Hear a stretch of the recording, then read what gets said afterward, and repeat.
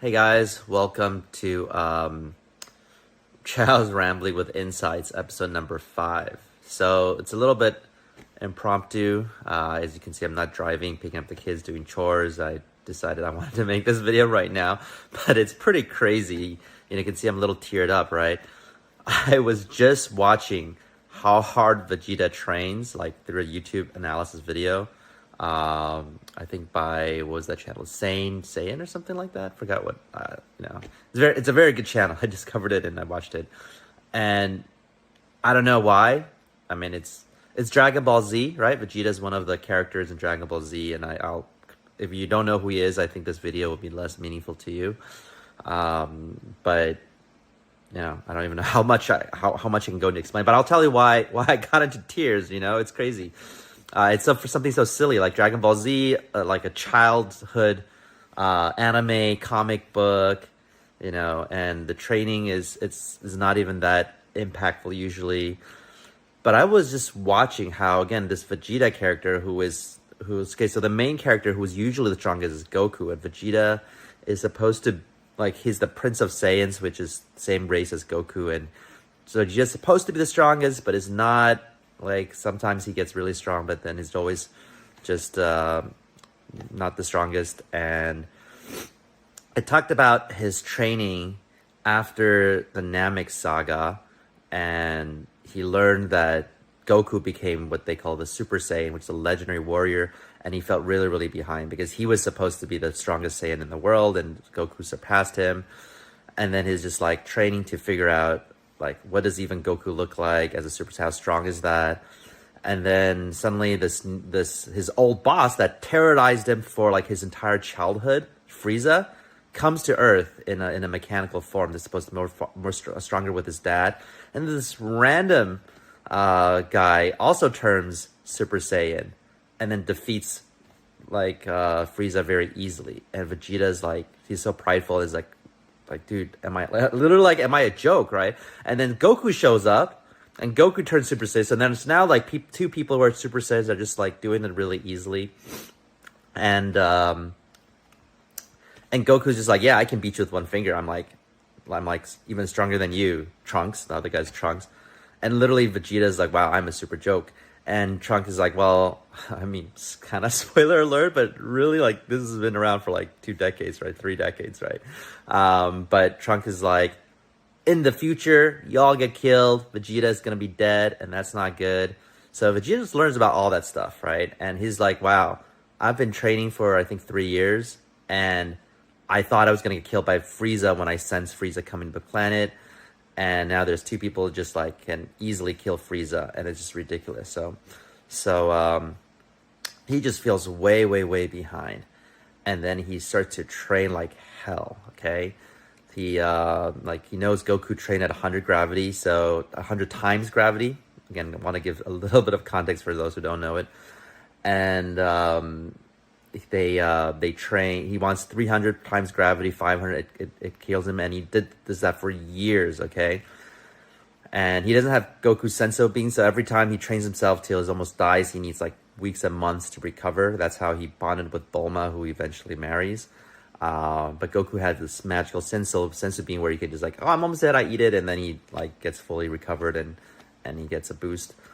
And so Vegeta he has so much pride. He's working so hard. Like, Goku trained for 6 days only going on Namek. Okay, he trained really hard.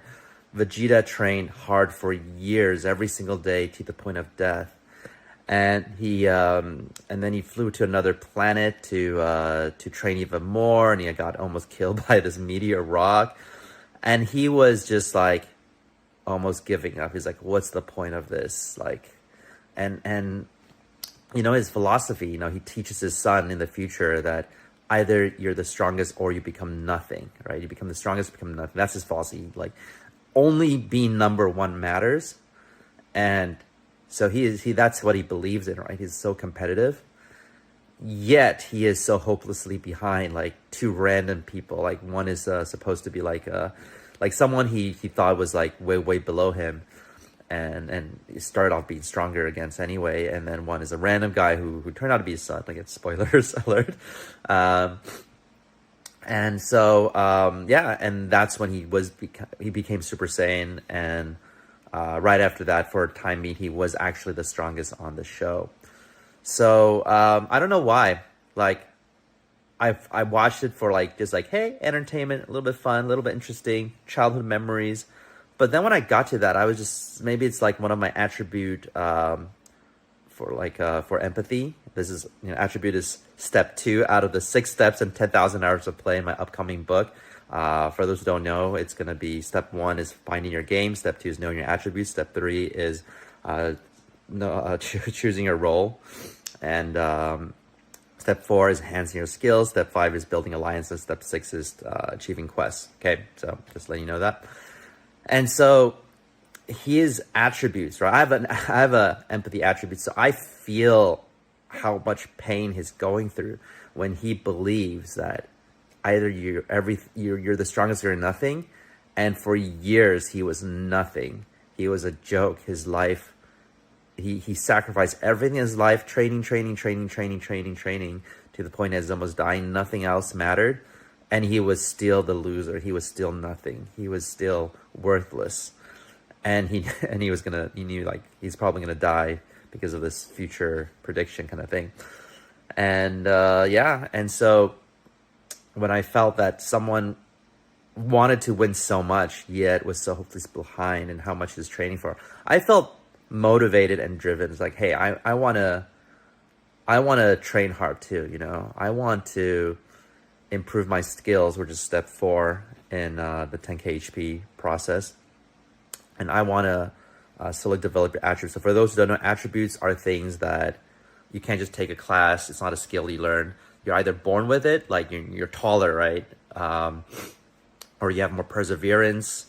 You have better adaptability. So either you're born with it or you develop slowly over time, or even you're very competitive or empathetic, right? You develop over time through intense training, life experiences, suffering. And then you learn skills, which are things you can, practice, take a class on, read a book about. And so I just feel like I need to train harder to slowly develop my attributes and go through more painful suffering to train and improve, and also improve my skills. Like I need to be the best. Now, I think it's important with Goku's training, because I watch another video, same guy. I'm really sorry I can't remember his name, because he deserves a lot of credit and people should watch his videos. But I'll share it in the next video in episode 6, right? Chow's rambling with insights. And so another video that talks about Goku when he was young. He learned from this guy Master Roshi, and he had the philosophy of work hard, train hard, study well, eat a lot, and sleep well, right? But also about, hey, you should never try to be first and be competitive and be like arrogant about it. Like everything is just a progress to win, because they are signed up to the World Martial Art Tournament. And he was saying that hey, you're not there to win. You're just there to be, you're attending to motivate yourself so that your training has a goal. And like, I don't want you to be number 1 and think you're the top in the world and you're arrogant, you don't care. Like everything is learning. So that's why Goku, the main character, he oftentimes faces opponents that are stronger. And then he's like, oh, I need to train hard. I need to improve. But in a happy attitude, like Vegeta, which we were talking about earlier, he's like intense and he's like, I need to win. Goku's like, wow, that's so exciting. I need to improve myself. I need to beat him one day. And when Goku does win, he's not like, yeah, I'm like awesome. He's just like, hey, my training paid off. I'm happy, right? He's just like, it's like that attitude. So I feel like that's the blend of, I want to train harder. I want to be top at what I do. And I feel like because I've been quite, in some people's views, very successful and a lot of momentum, inertia with me, like a lot of things I do is just kind of being successful on its own these days. I'm not training as hard as Vegeta, I have to say.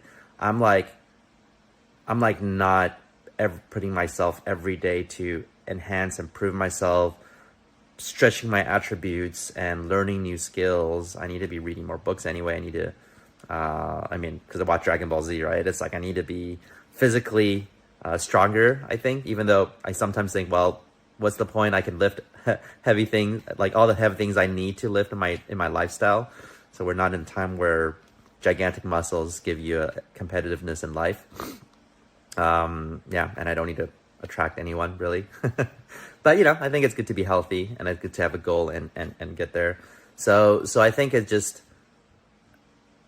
motivated me to push harder on my 10,000 hours of play journey, to develop attributes, to enhance my skills, maybe find good allies, surround myself, and do the right quests.